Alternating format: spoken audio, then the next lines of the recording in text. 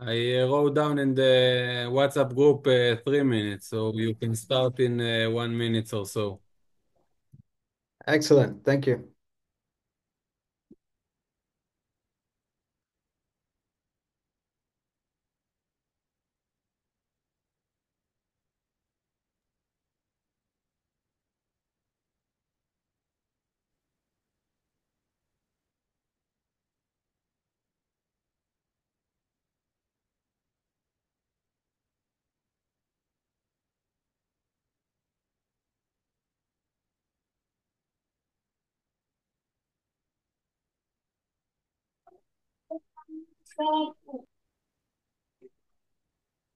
So,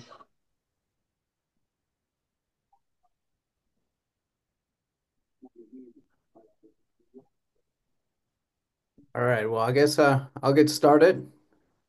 Uh, I just want to say good evening and thank you for joining this call and having me present to you a few of the achievements that I've done here in the United States and in Mexico.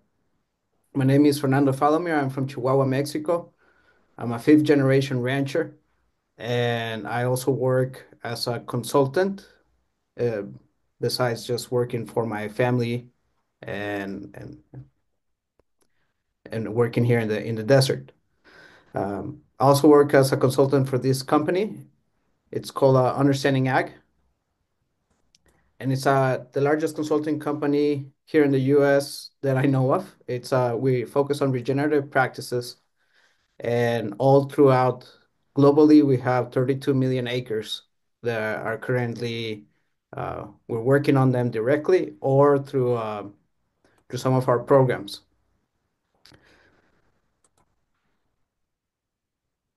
This is the logo of our company. This is called Understanding Ag. So we have a lot of free resources up there. If you want to read more about soil health, the soil principles, and how to apply them to your context.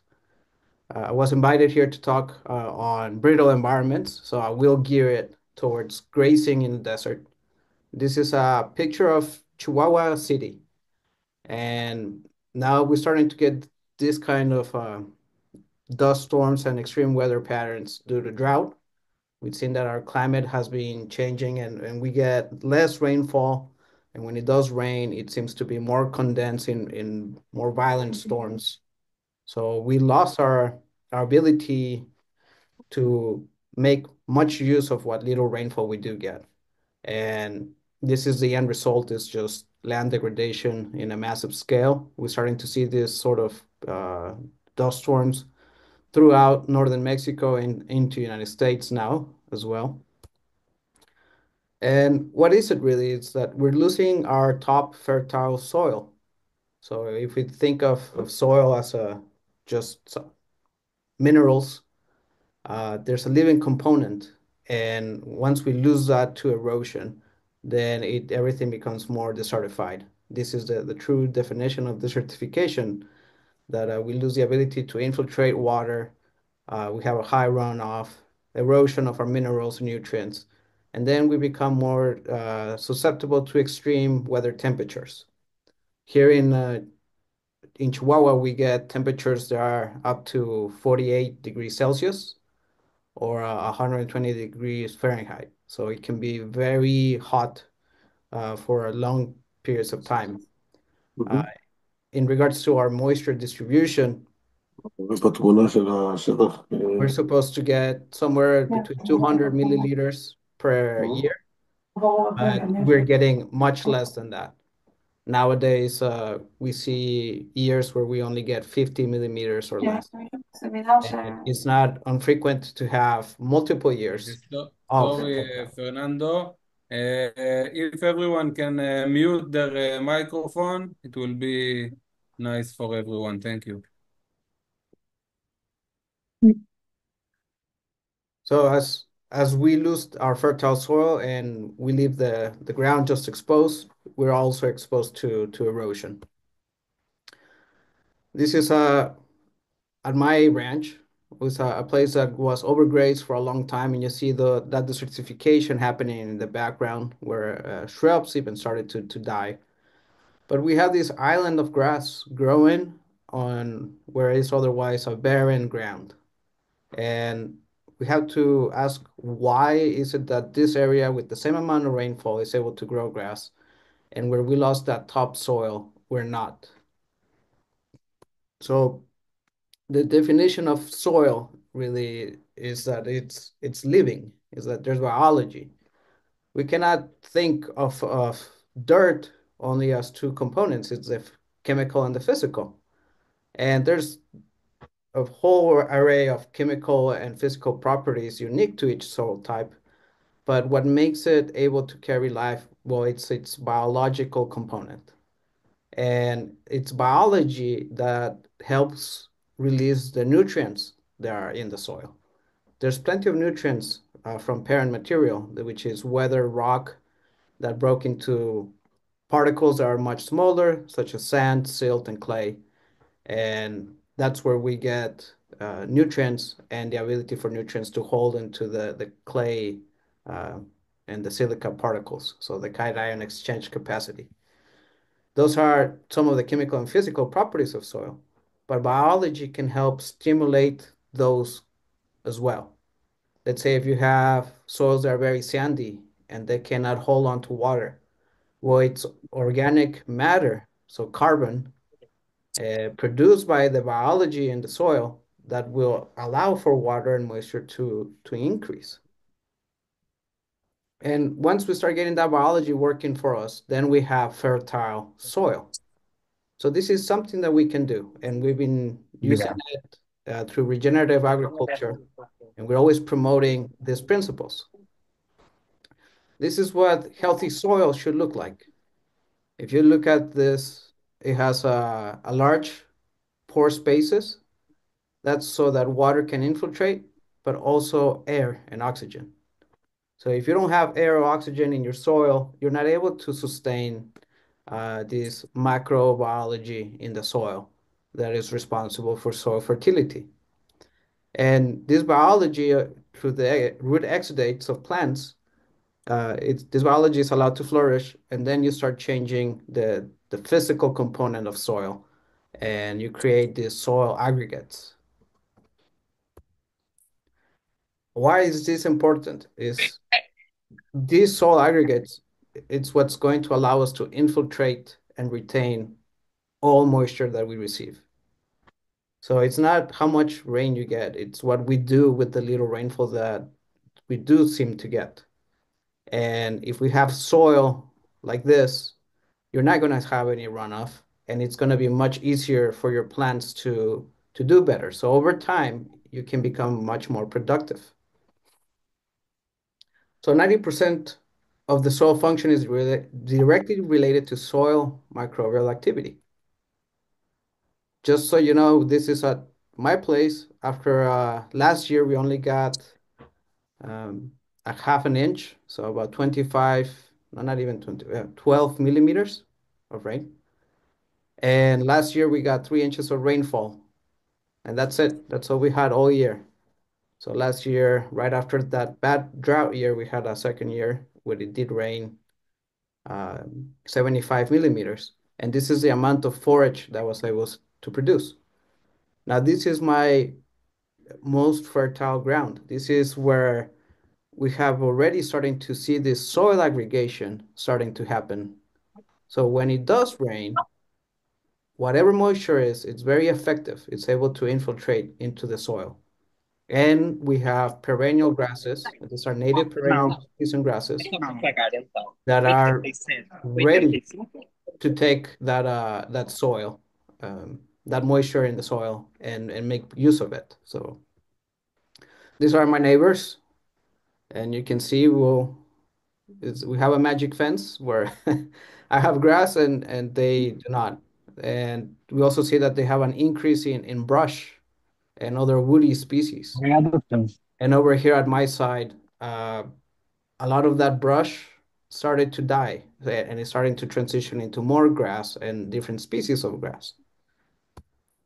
So what is the importance of it is it helps us capture more water. That's why we have to focus on soil. And then we cycle nutrients. And how do we do that is by following these 6 principles of soil health. They're very basic. One is know our context. We've got to know where are we, what's our ability as producers to be able to change, and what is it that we want to achieve. Because if we don't have a clear goal in our mind of how or why should I do something, then you're not going to do it. And in the end, you're not going to be successful. You need to have a clear vision of what is it you want to achieve. You want to be able to increase your ground cover so that you can have more growing plants, so you can increase your carrying capacity. Then you have to think, well, what is it I need to do to get more plants to grow?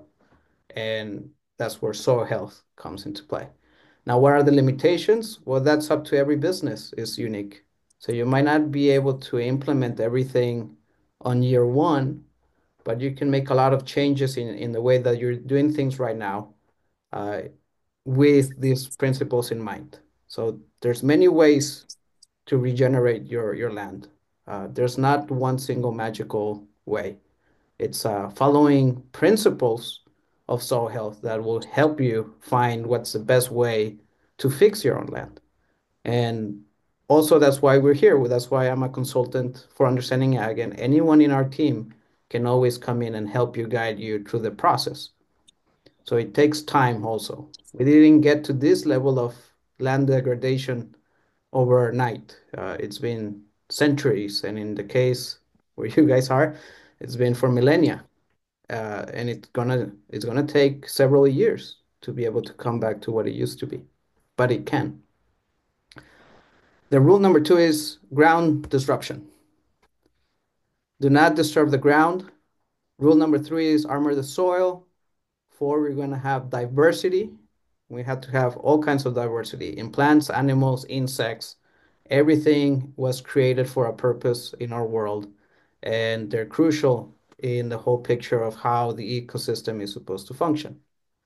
5, we need to have living roots at all times. And 6, we need to have animal integration. We need to have animals living on the land, foraging right there so they can help with nutrient cycling. We're going to talk about this in more detail. So these are the 6 principles of soil health. We also have the 3 rules of adaptive stewardship. Now, these rules tells us how nature works in a way and how we can come in and effectuate a positive or negative change. And in order to change something in nature, we have to understand that nothing in nature remains the same. Nothing is static. Nothing is linear either. We are always, nature's always fighting itself and is fighting to seek the best possible outcome. And that's where life got to the point that we got to know it. That's why evolution works, is because nothing is static. So we have to keep this in mind. So if we have the rule of disruption, is that something needs to come in and intervene so that something else can take effect. So we need to create a disruption at times, and especially with grazing animals, how they used to live in our landscape is that they used to migrate, come in at high stock densities, a large groups of animals, graze a certain area, and then they would leave and not come back for a couple of months or even years. It was this natural disruption that allowed for our grasslands to establish and flourish. Our animals co-evolved with grasses. So we need the presence of animals to help those grasses, and we need to control the way those animals move through the landscape so we can promote more grass growth. So we need to manage differently. So we're going to use a disruption of high grazing animals, or the disruption of uh, changing the way we do agriculture by changing the species that we come with. And over time, this creates positive cascading effects. So nothing in nature is static. And if we have uh, a disruption, then we can promote an outcome, or we're striving to get the desired outcome. This outcome may not be successful at the first try, but it will eventually. That's how nature works in the succession of plant species, for example. And then diversity. Nature likes diversity. There's a reason why everything happens, and there's a place for every animal and insect or plant of species of plants, even if we don't like them. We call them pests, we call them weeds, but they have a purpose as well. With those 6 principles of soil health and adaptive stewardship, then we can drive the ecosystem processes. We can change the way water flows in our landscape. We can harvest the sun energy, which is really what we should be focused on, is how do we harvest sun energy so that we can convert it into something, into grass, or in my case, into beef. And all this is going to drive our diversity. The more diverse our ecosystems are, well, then you can start to grow trees in the desert. So these pictures are actually of my ranch in the desert. And you can see a transition of species, how it started from annuals and weeds. Eventually, some of my pastures transform and start growing more productive kinds of grasses. And eventually, I started growing trees. Um, how do we get there? Well, it's through these ecosystem processes. Do not disturb the soil. So every time we till the land and we destroy the soil, we're actually disrupting the soil structure. And we're breaking the soil so that there's no pore space. You're going to get compaction right away. It might feel loose at the start, but you're going to get more compaction. And you're destroying that physical capacity of the soil. Tillage also helps you burn more organic matter. So you're going to expose all the organic matter that you have to oxygen, and it's going to oxidize right away. So you're going to lose organic matter much quicker. So we don't want to disturb the soil, or we want to do it as less as possible. Here we have an instance where no cattle have been grazing in a long time, and just the hoof action alone of cattle allow for some disruption to occur on the surface of the crust, and that allowed for water infiltration to be more effective. But it wasn't tillage. It wasn't very deep. It was more natural, very shallow on the soil. And that allowed for weeds to start to establish. And you can see the difference between this picture on the right and on the left. This is how it used to look. And just with one single rain event, half an inch or 12 millimeters, a lot of weeds starting to germinate. So we have to start building soil surface armor. And this armor might come in species that we don't fully understand. But weeds actually have a purpose. Weeds are not the problem. We have to understand that there's a succession of species from bare ground to weeds to annual grasses to full perennials. And it takes time for the soil to heal itself before it can start to support certain more desirable grass species. So weeds are the pioneer species. They help break compaction. They increase organic matter. They are opportunistic. So if there's bare ground, the first thing that's going to come out is going to be a weed. And it's going to prime the soil so that the microbiology and the plant species that come afterwards start to be a higher succession order or increases uh, the functionality of the soil as well. Now, weeds are opportunistic. So what do you think happened here? In this half of the field, we have a lot of dandelions and weeds coming through this Bermuda grass. And on the left side, there isn't a single weed. Now, I'm going to tell you that we didn't spray neither side. And in fact, the side that has the most weeds, it's the side that they applied chemical fertilizer and they tilled the land. They disked it very lightly to break soil compaction. So what they did is in trying to address soil compaction, they actually disrupted the soil, and then they created a lot of open ground for weeds to establish. So they created the problem and they got more weeds. On this side, I told them, no, we're not going to spray and we're not going to put chemicals. Instead, what I did is we came in and we reseeded grass.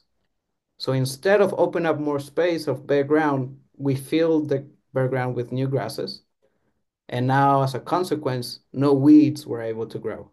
So we outcompeted the weeds by having proper armor and living plants. So you can use biology to fight biology, and that's what we want to do. We want to do that. That's the only way we can improve soil in our desert landscapes is by allowing biology to fix itself and allow plants to fully grow. This is one of my pastures, and you can see the amount of grass that I like to leave behind. Sometimes it's hard for us to be able to leave behind grass if we don't have too much. But if we are able to give back and leave more grass to armor our soil, like this, you will get more grass in return. This is your savings account. And also think about what it does to soil temperature.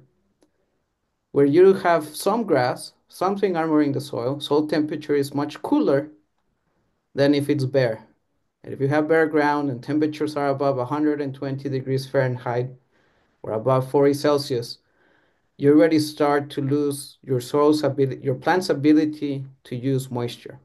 If it's too hot, that moisture is going to go to cool the plant down, but it's not going to be available for plant growth. So you need more water for a longer period of time to be able to grow grass if you don't have any armor. So if you want to start fixing your landscape, you have to leave residue so that the temperature is cooler, so that it acts like a sponge. You retain every single moisture that you get, and that allows for new grass species to start germinating. So here, this is basically what we did, but we use horse manure. And my dad likes to put it on the tractor and he spreads it. And look at the moisture. Where you have the ground cover, it's still water. Obviously, a rain had just gone by and it's still wet. Where there's no grass, it's dry. And it had just rained that a few hours earlier. It was a very little rain, but enough to keep these plants growing. The other thing I wanted to point out that it's because of carbon. So this is the carbon from the manure of the horses. So what are we lacking is where there's no carbon, we have that broken water cycle and we don't have any grass. 5, we need to keep leaving roots in the soil year round for as long as possible. And we need to have diversity as well. A pasture that might look really attractive like this, and you think it's beautiful, and it is. It is not the most productive pasture that you think. Look at the soil. There's no dark coloration. It's all light color clay. There's no minerals cycling through. It may look pretty, but that grass is not healthy. And the ground is not healthy. So you can see that it can only infiltrate 12 millimeters or half an inch of water per minute. So it's very compacted, very low producing, low organic matter. Monocultures do not provide the nutritional requirements for your animals. The more diversity you have, the more nutrients you're going to cycle in the soil, the better quality of hay or forage that you're going to grow, and the healthier your animals are going to be. And then in turn, the healthier we are going to be too. If our land is healthy, we are all healthy because we're part of this system. We're part of the ecosystem as well. So we need to promote this health. This same pasture, I allow it to recover and we grew a lot of legumes. and I came in and I grazed it. And you can see that there are these darker colorations. This is healthier grass. This is how the grass used to be, pale, light in color. Why is it darker here? And if you can see, there's more species. So there's clover and 2 or 3 different grass species. And it's darker because that's where a cow manured or left urine in. So it started cycling that biology. And now that you have a functioning biology, you see it in a different color of grass that is more nutritious. That's how degraded it was. It looked pretty, but it wasn't good for the cows either. Just grass, because it's grass, it doesn't mean that it's healthy grass. Once you start seeing this healthier coloration, then you start seeing that the mineral cycle is broken. And we needed to fix that to be able to grow more grass. Diversity comes in all sorts of ways, not just grass species. We also need insects and weeds. For example, these weeds, this whole field of weeds, the owner did not want it to spray, and she was determined not to spray. And we said, well, let's see how many seeds we're able to grow. And I came back a month later, and we opened up one of those seed heads, and in there we found out that there's larvae of an insect eating those seeds. So even though on the outside those seed heads look viable, when you open them up, there's no seed in them. Why? Because an insect that feeds off of that plant went in there and ate that seed. So we're not growing more weeds necessarily, but we had to allow for I would say this, we had to allow for God to let to that insect to come in there so that it would take care of that weed. And it grew there because it was compacted soil in the first place. So weeds are there for a reason. We just need to understand why. We also need to promote all life. Coyotes, falcons, birds, pigs, hogs, mountain lions, even if they are predators and they may feed on my cattle, that's okay. I'm okay giving something back because in return, I know that I'm going to have a healthier ecosystem and I'm going to see deer coming back. And then that's going to be the food for those predators. And those predators prefer their own food than my livestock. For some reason, that's just how it works. But we need to have balance in this ecosystem. And if we make our places uh, friendly for wildlife, well, this wildlife also brings seeds from somewhere else. That's why I'm able to grow trees in the desert, is because the birds brought it. And they like the soil and my environment, my ecosystem.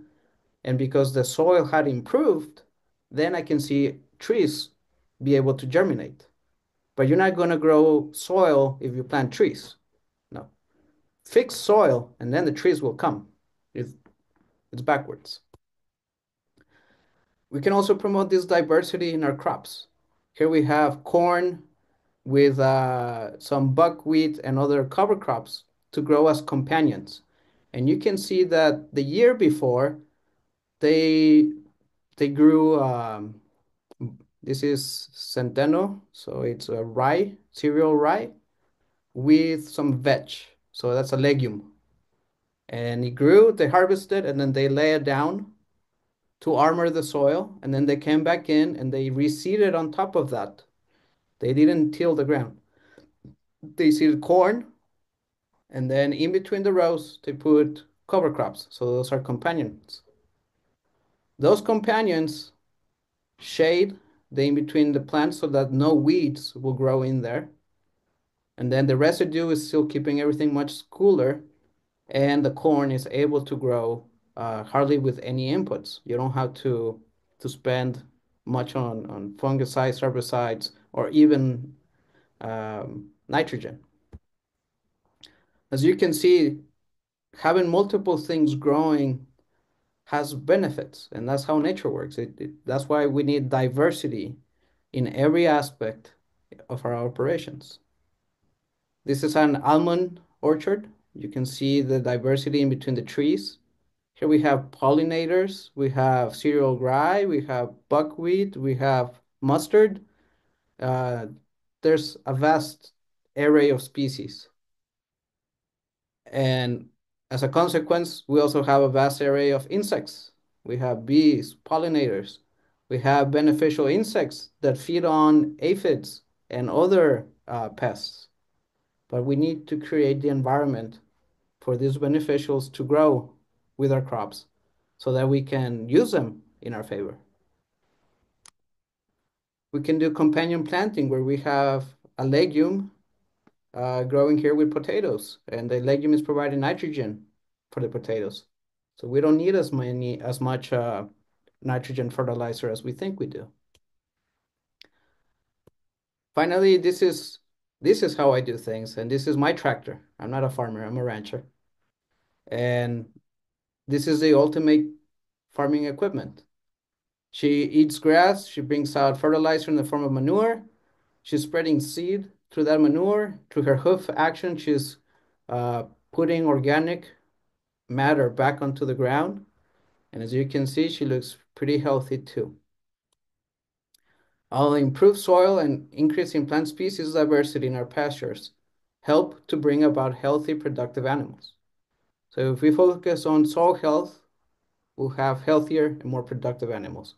I don't vaccinate my cattle. I don't doctor my cattle. They hardly ever get sick. The only times that they get sick is when everything is out of balance. But if I have a good, clean grass like this, my animals don't need any help. So that's what we should have also. We need to do a lot of selection for animals to be low input costs. If we have to feed them, well, there's not going to be any profit left over. This is the one picture that I really wanted to show you, and thank you for joining us tonight. This is a manure from a cow, and grass is growing in it. Outside where there's no manure, hardly any grass is growing. This is why we need animals grazing our landscape. Those animals are putting those nutrients, they're cycling those nutrients.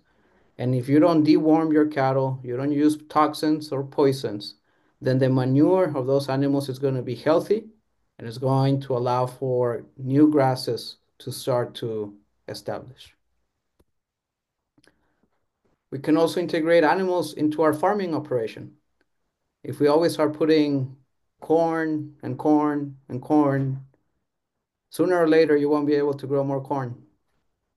And now you're doing corn and soy, corn and soy.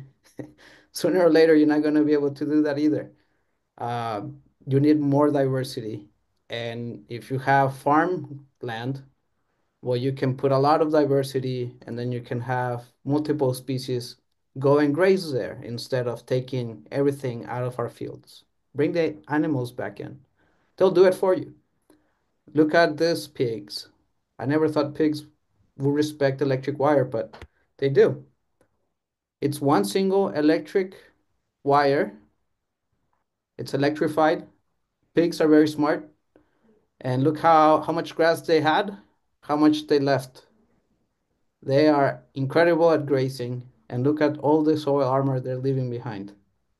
So this is incredible. We can do it with animals, with beef, cows, dairy, hogs, chickens, turkeys, ducks, anything is possible in regenerative space.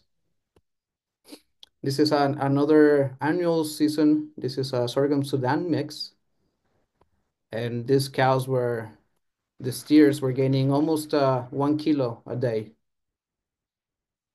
So you can actually start finishing animals and be more productive as well. So that's the end of my presentation, and I'll be glad to answer some questions if you have some. Please save this information if you don't have a question right now and you'd like to contact me. Well, I'm a consultant and we're available to help you at any time. And this is my email. So please feel free to reach out.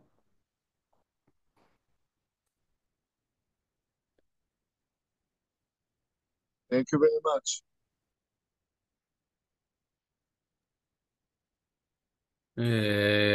Someone have questions? Now is a good time. I asked for a few friends for question. Few of them related to the management of the ranch, and few of them to the animals. Uh, I Okay. will start, and if someone have another question, jump in. I just made my homeschool. What breed of cows do you grow? So I have numerous breeds. I've had Beefmaster. My grandfather had Brahma, and right now I have Corriente cattle, which are the cattle that the Spanish first brought to Mexico in the 15th century. Mhm. When I want to let my herd to get inside the new pasture, like what is the first stage of the plants that I want to put my herd in the pasture? Okay, so before we talk to grazing, I think I didn't talk much about it in my presentation, but how I do my grazing is I have a long rotation of all my pastures. I have 22 pastures. And during the growing season, so if it's starting to rain and you're starting to see regrowth, I like to move faster on each pasture. I don't like to stay too long because if it's during the active growing season, if you stay for too long, they're gonna regraze the plant that is younger and more tender. So you So, don't want to so stay, so you want to move so they don't have the ability to graze it more than once. Otherwise, that plant may not recover for the entire next year. So you, it's, it's not the stage of the plants, it's just to move on. yes. So I want to Mhm. increase my recovery. And Yeah. recovery is very important because it depends on how you're grazing, and this is where the context was really important.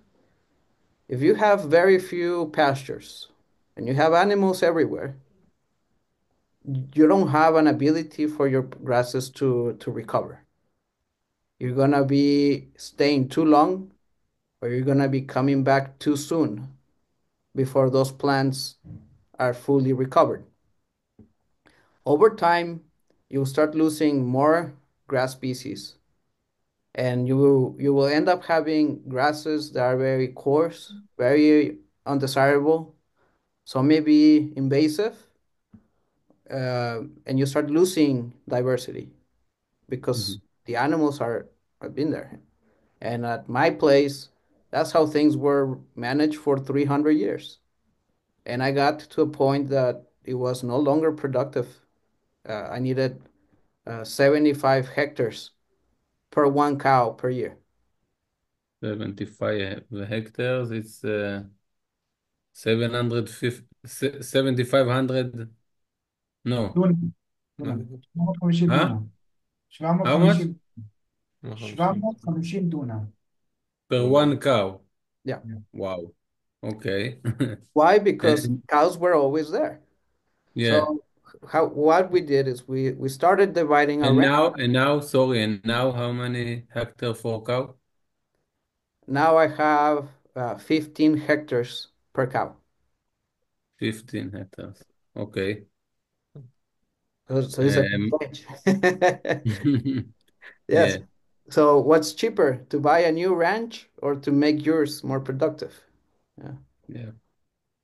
And what the height of the grass that you leave for the next year?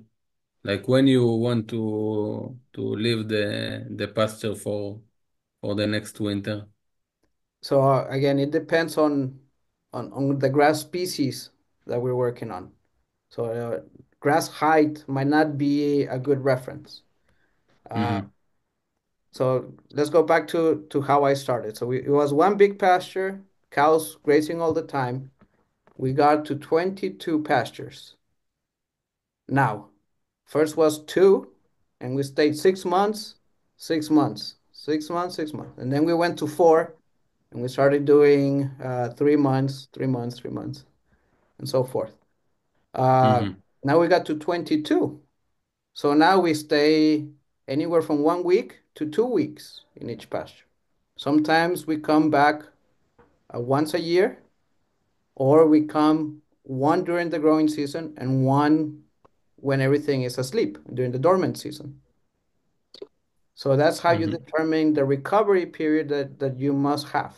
But at least you need that full growing season for most grasses to start to produce seed, because really that's what we want to do. We want to increase the total amount of forage that we can.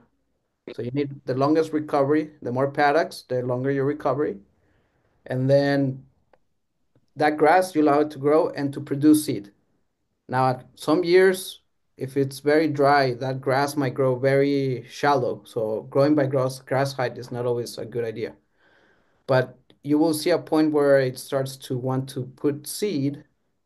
And if it's an okay year, it might have viable seed. If it's a really bad year, that seed hole is empty. But it tried to produce seed for the entire growth of the season. So once you see that it's going into seed production, then you can say, I could graze it, but if I want to improve more grass, then I have to make sure that that seed is ready so that I can spread more seed. Yeah. Mm-hmm. What is the longest time that like the rainy season? How long is your rainy season? This 8 inches, 200 millimeters that you have, Uh, it's 2 or 3 months. 2 or 3 months. And usually it Mm-hmm. doesn't rain, so sometimes it's 2 or 3 rains. 2 or 3 rains And that's for it. this is, and this is in the hot season or in the cold season? Hot season, Hot summer. season. Mm-hmm. In the summer. Mm-hmm. Uh, Do and you, what? can I? Yeah. I wanted to ask, hi, if you give your cows any additional food during the year or nothing at all, only grazing? Only grazing. Mm. If you have not enough grass that you have to buy feed, I'm not saying that it might not work. It could work, and you can use that feed to improve more ground. But I would just be careful, because if you have to feed your animals, then that means that you have too many animals for the productivity of your ranch for right now. Now, I'm not saying that that is bad, but if you want to improve it, it is very difficult when you have more animals than your land can sustain, because you're gonna end up wanting to come back and graze sooner than you should. So be careful. I don't feed any hay. I move a lot of my animal inventory. So in good years, I might bring other people's livestock. During bad years, I only keep mine or very select few from others. So it's more dynamic. We cannot. Also calves and heifers. Yes. Sometimes I'm able to And keep my own replacement heifers and calves. When it's really dry, I have to sell them young, um, to adjust for my carrying capacity. We have to understand that's very hard, because in our minds we have a set number, and if we hit this number of cows or goats or sheep, then we're going to be very profitable, right? And I've gotten into more problems thinking like that. Instead, we should be thinking, how can I produce the most with the least amount of expense so I can get the greatest return per animal? And that's why I went to regenerative ranching, so I don't have to feed, vaccinate, cure, and start working more in nature. So if you buy feed for your animals and you have to supply it, that's okay. Just be mindful that your profits might be smaller, and I would ask you to reconsider if really trying to outproduce your environment is going to get you where you want to be. It's up to your own personal goal. Um, but it's harder to make the right decisions when you have too many animals. Thank you. excuse me. So you hear me? Yes. Yep. Yeah. So in our place, you have the rain in the hot season. Is that in our rain? It's in like in the winter. So how this thing influence like the grazing dynamics? Is it different, or we can like do the same as you do? It works the same. The only thing that we're going to have different is different grass species. Mhm. But in fact, winter rain, right, that's more like California and Mediterranean climate. Yep. Yeah, we We know. are the Mediterranean Yep. climate. So it works just the same. You're going to have more cool season annuals to start off with. You're going to start with a lot of weeds and forbs. That might be the majority of your forage. But over time, as you start improving the health of your soil, you will retain that winter moisture further into summer. Okay. And also your plants, if you let them recover throughout the whole winter, um, they also have stored energy. So when it gets really hot in the summer, everything's gonna burn, everything's gonna go yellow. That's okay. Coming next fall, when temperatures start to cool down, as your soil improves, that grass is going to green up again in the winter. And if you have a lot of residue, it's going to try to push new green leaves to the yellow grass. That's if you left sufficient grass. And that's when you graze those types of tougher grasses. Um, First, cattle are going to eat the tender young growth. That's why we want to be able to allow our grasses to fully recover. So your window, if it's winter moisture, your window of growth is very narrow. It's going to be in the spring. So right about now is when you should start seeing some of that regrowth. It's going to be really rapid, really quick, and then it's going to stop. It's the same as with me. So all our grass gets grown in those 3 or 4 months. And then we have 8 months that we have to ration our grass until the next growing period. And when you do your calving season, you plan it to when is the food is green or in the hot season, in the cold season, in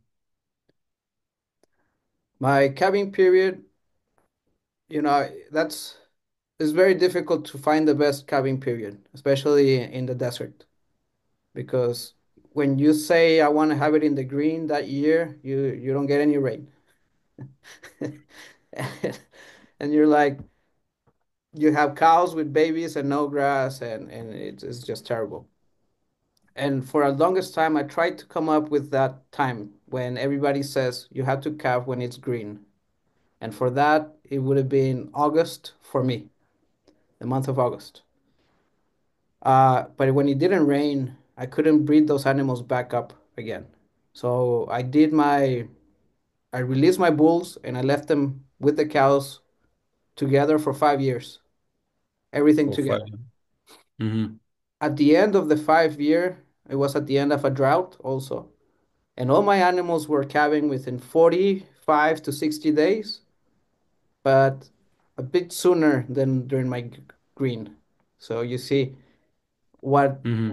what was happening is I had a good enough grass stockpile. So it was not even the raining season, but I still had good grass, old Mm-hmm. grass. During that And time in the spring, that's when I see a lot of forbs and weeds come up. And that's the time that my cows started calving. It was with the forbs, not with the grass. mhm.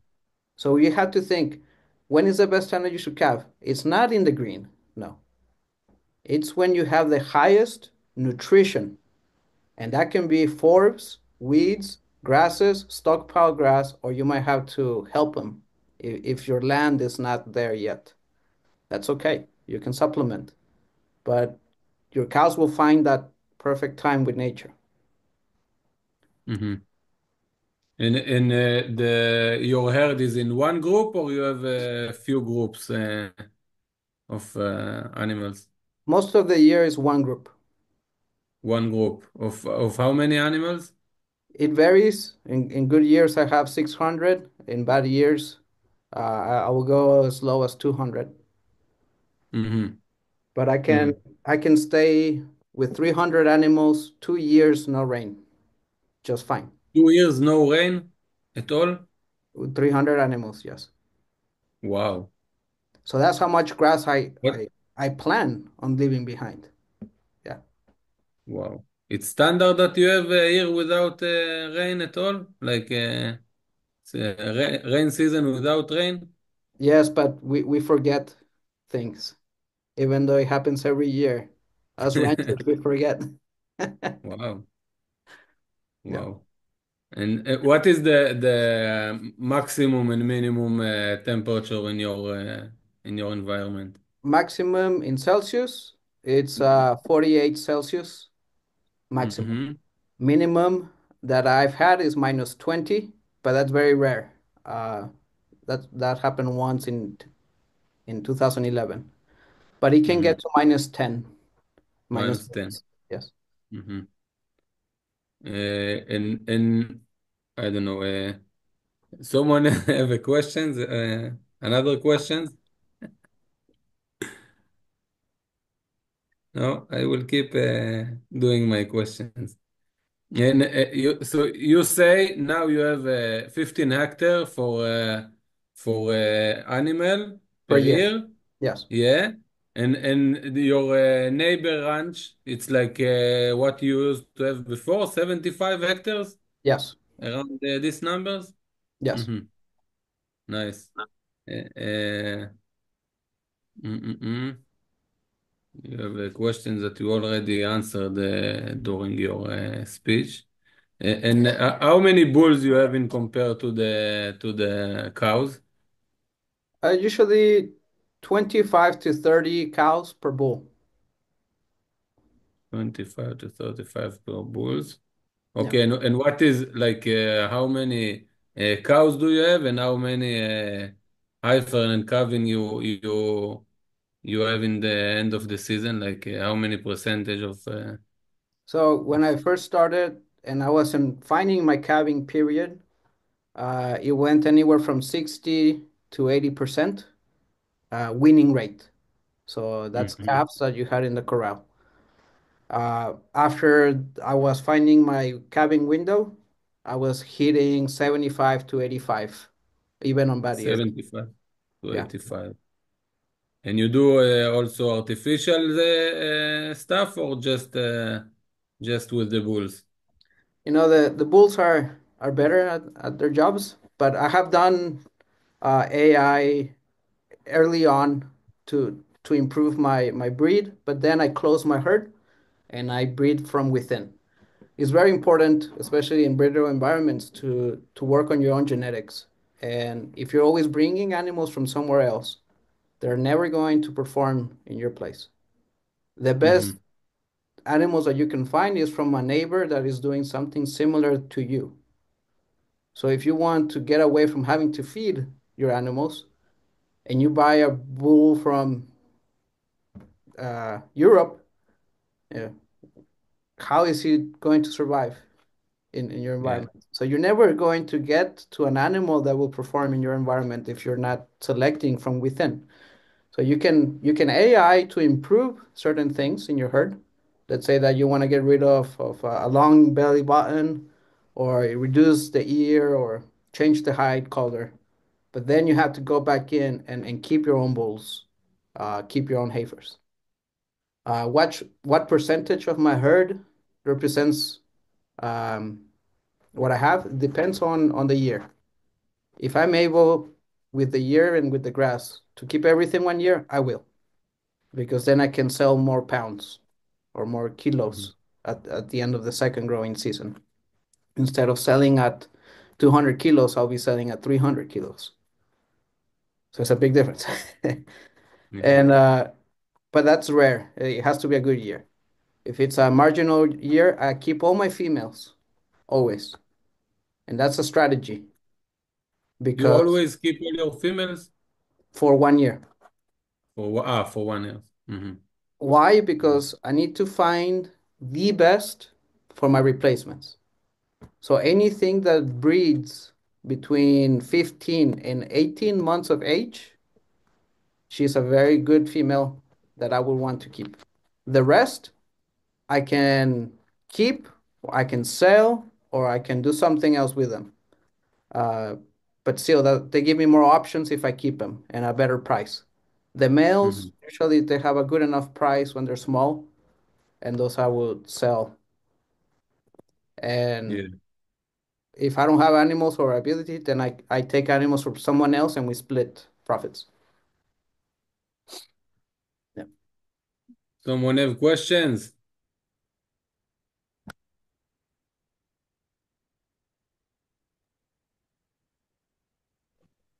Yaron. It's too late. Hola Fernando, ¿cómo estás? Muy bien. Spanish because not thank you for about the No, you hear no, we don't hear you. So it's cutting off.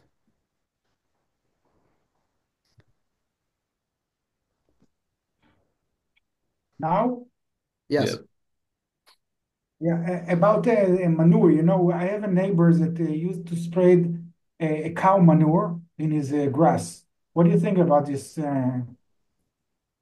strategy or way of You have to be careful on which kind of manure. If it's a liquid from a barn or a parlor, it can be very toxic. So you have to use very little. If it's composted and it goes through a composting process, then you can put a lot more out. Uh, Also be mindful of where that manure comes from. Sometimes if they use a lot of salt in the ration, then you have a lot of salts on the manure, and it can get to very high salinity levels too. And if they use any chemical dewormers, well, those will be present as well. So not all manures are made equal, but they are good. If used in moderation, I think manure is a great way to increase your organic matter, your water retention, and there's a lot of nutrients in those manure. I think we tend to put too much of it in one spot, and then it becomes very, very hot. did you ever test to use fertilization? I mean, like nitrogen to increase the grass? No, I've Don't never, believe in it? Only nature? only nature. I'm too broke to spend on money on grass or fertilizer. No, we in Israel, we don't have so many lands like in Mexico and US, so it's different.